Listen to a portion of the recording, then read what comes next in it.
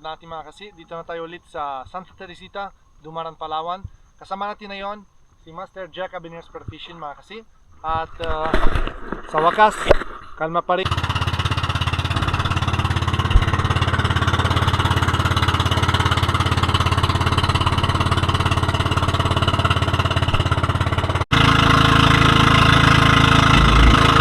Kalmado, tara.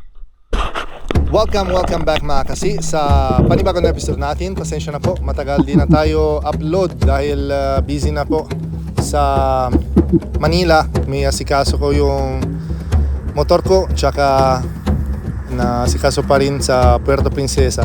Kaya pasensya na po at Merry Christmas sa inyo lahat mga kasi.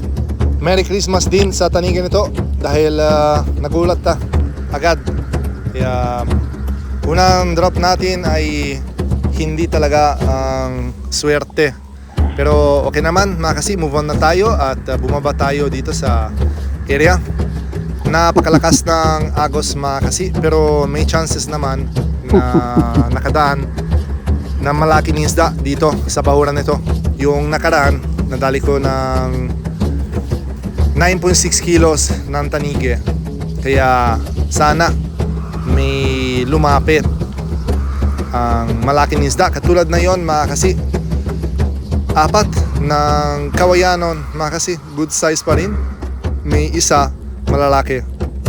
Sana siguro nasa 3 to 4 kilos sa tagalan at itingin-tingin ko pa sa mga isda na yan. Hindi ko talaga ng kalabit ng pana. Sayang. Grabe, sayang. Lalaki sana.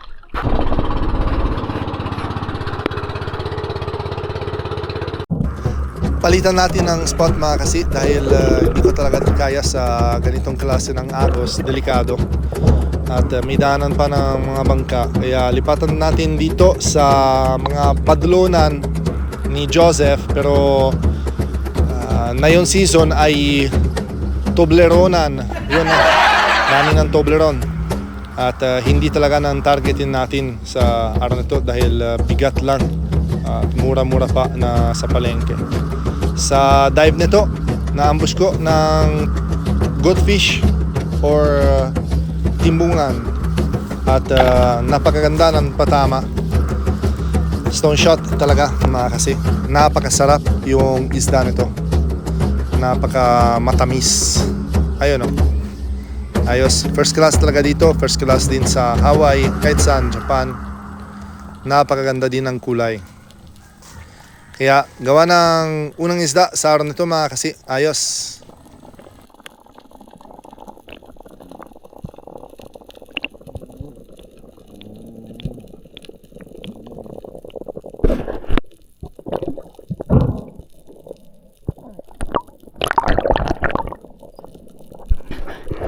Ang laki mga kasi. Ang laki ng goldfish oh. Wow. Pagkatapos i-secure ng isda na yan mga kasi, bumaba tayo ulit dito sa ilalim ng bangka dahil napansin ko ang dami ng mga blue spine surahan ng unicorn tsaka yung giboy or big nose unicorn, yung masarap sa kilaw tsaka ihaw. Kaya sana bawasan natin ng isang peraso.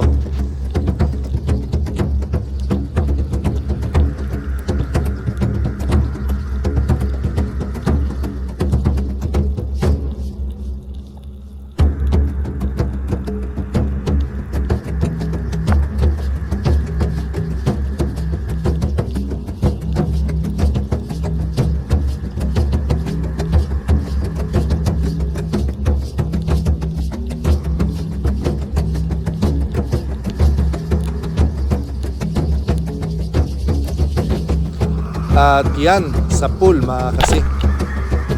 Ayos. Pinili natin yung pinakamalaki ng grupo. At ayos naman. Yung pangalawa ng isda sa araw nito. Isang good size ng big nose unicorn.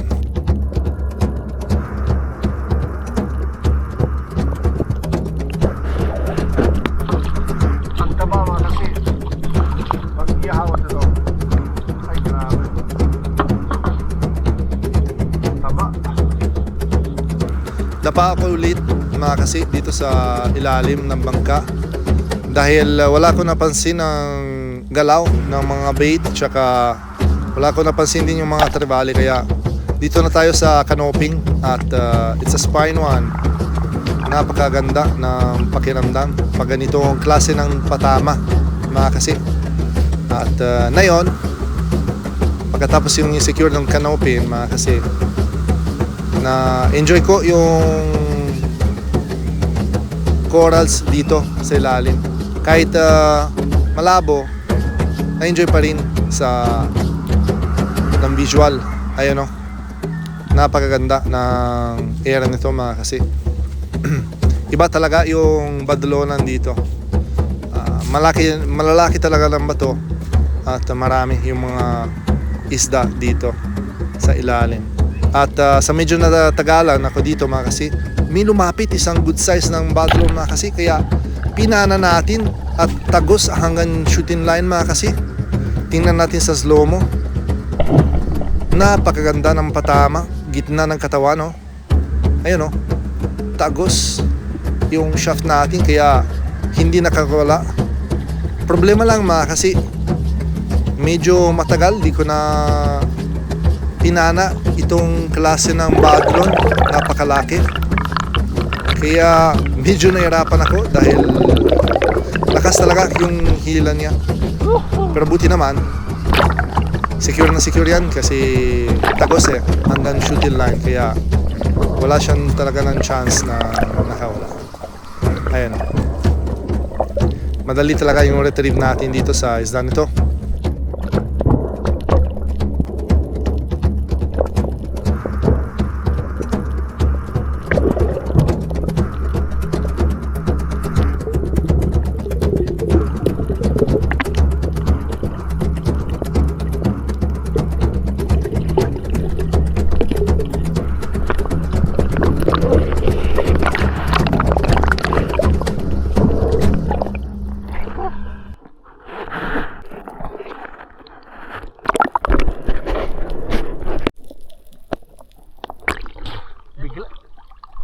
Bigla lang. Ang dami talaga dyan, kawayanin sa ka-agrase. Bumalik.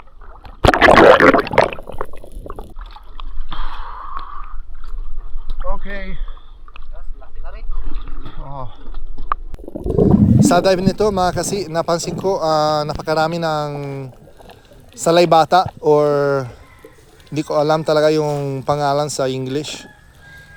Napakasarap yung isda nito sa prito tsaka sabaw kaya pinana natin yung pinakamalaki ng grupo sa kalahating kilo mga kasi. Ayos na rin yung patama, spine shot. Ayun o, napakasarap talaga yung isda nito. Ayos. Sarap ulam.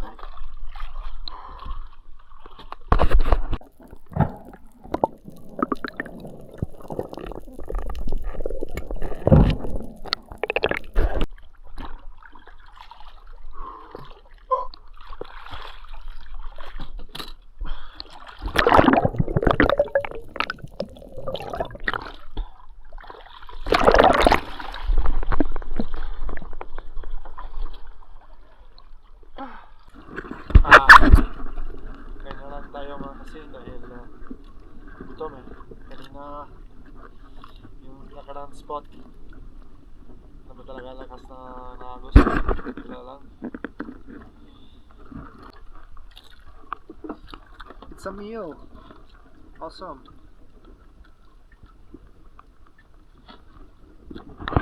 Big noise unicorn. At okay, lipat muna ng spot mga kasi dahil medyo malakas doon, baka maulan. Dito na tayo sa tabi. Sana may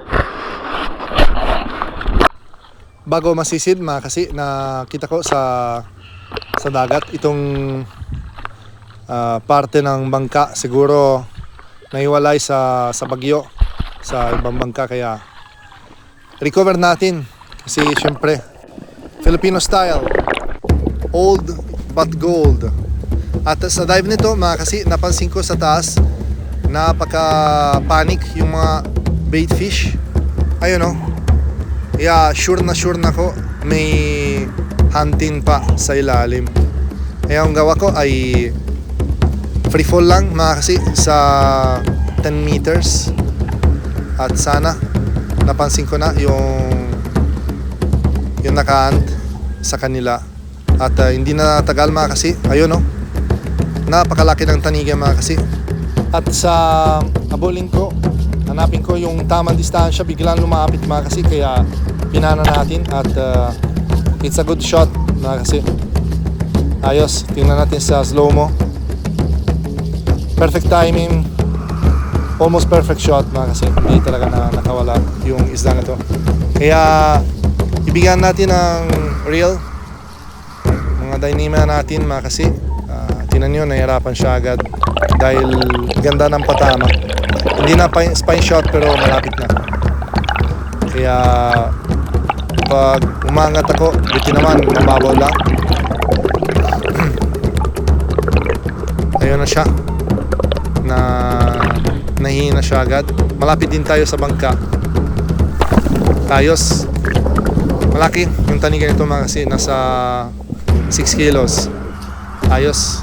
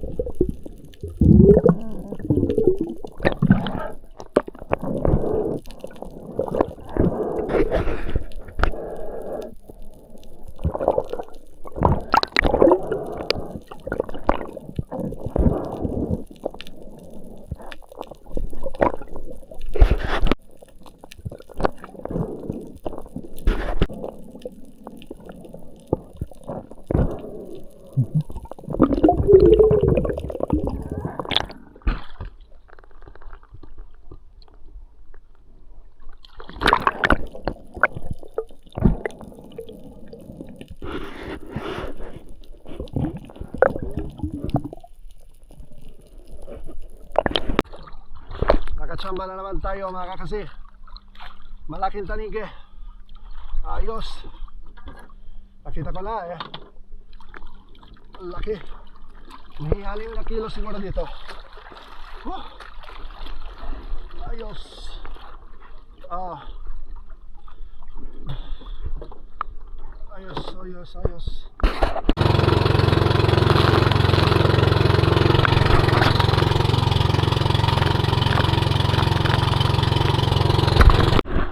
Hindi pa tapos yung labanan natin mga kasi. Until daw 66.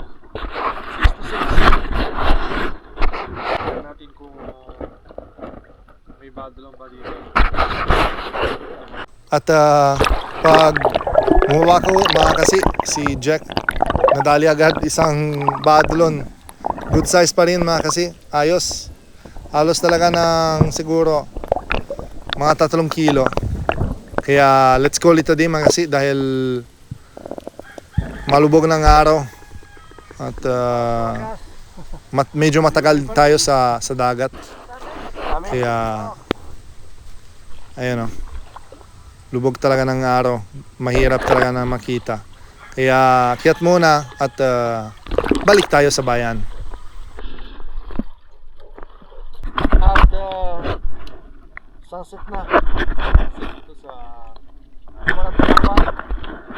Ito na yung tatlo na mga pogi natin sa araw na ito. Ayos. Okay, mga kasi sa araw nito, alright,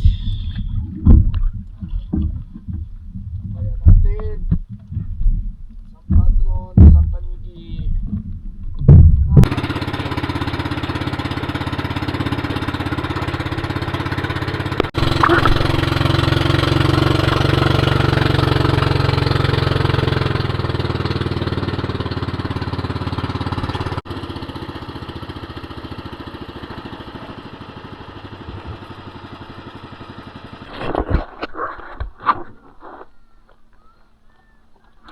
One gold, one silver, one gold, GT.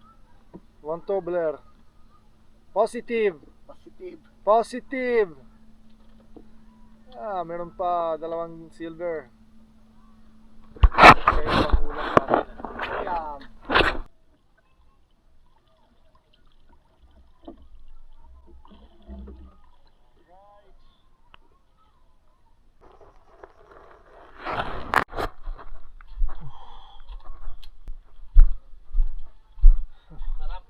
Ano kaya?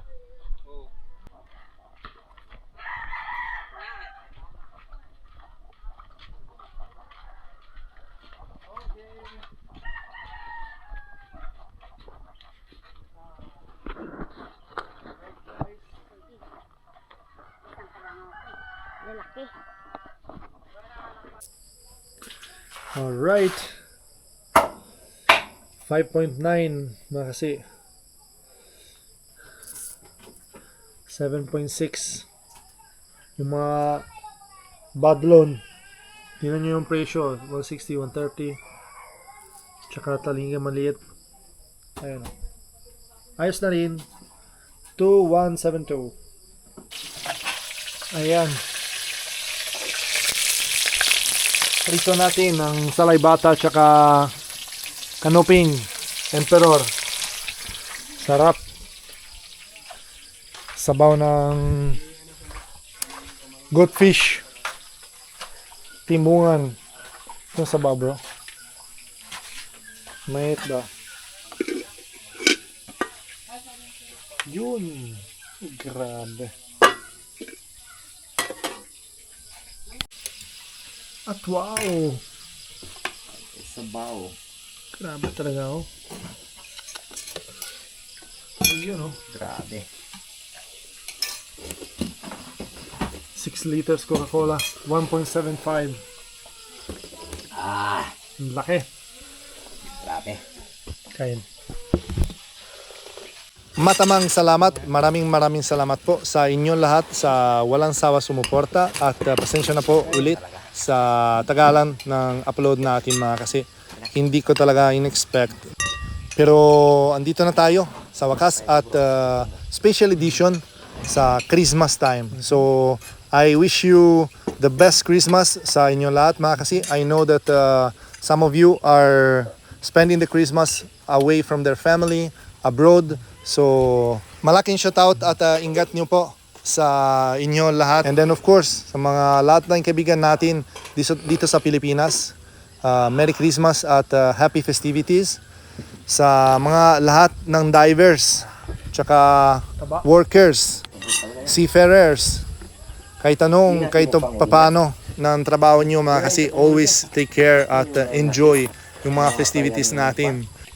At malaking shoutout sa mga solid supporters at commenters natin. Simula kay Danilo Adalim, Albi Gata, Apet Nuguit ng Bohol, kay Arman Longhair TV, kay Solid Marcelo Bernaldez, Jules Ortenero, Romeo Baril, Ronald Embodo, Santi Roldan ng Calamba, Laguna, Larry Hamos Hilario Lacochero, Joel Bael, Master Red, Konnichiwa, Oli Adventure, Kasalom TV, Rosaling Ocampo, Kay Master Rafi Spearfishing, Dive Safe Pro. Shot. Kay Yadong Family ng Nay Cavite. Kay Sarinas Family ng CDO. Kay Ronnie Alpas, Nero Bianco from Italy.